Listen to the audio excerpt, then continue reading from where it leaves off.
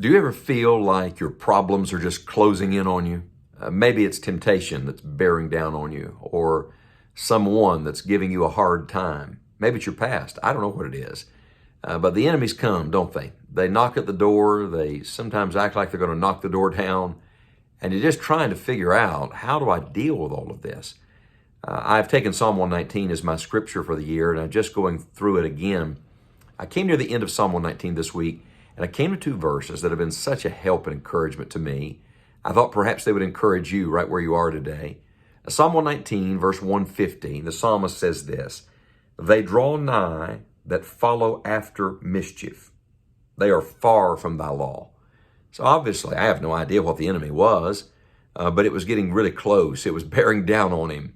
They were drawing nigh. And he points out that they were close to him, but they were far from God. They were wicked men.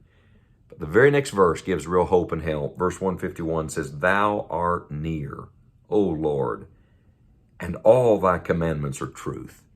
So yes, the enemies are near, but God is near.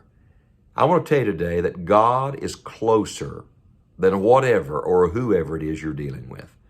If you're a Christian, the Lord lives inside of you. Greater is he that is in you than he that is in the world, which means that God is not only nearer, God is greater.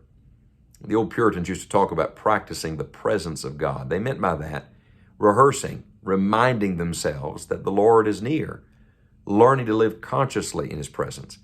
I want to encourage you today to make this a truth your own. Say it to yourself, say it to the Lord many times through the day.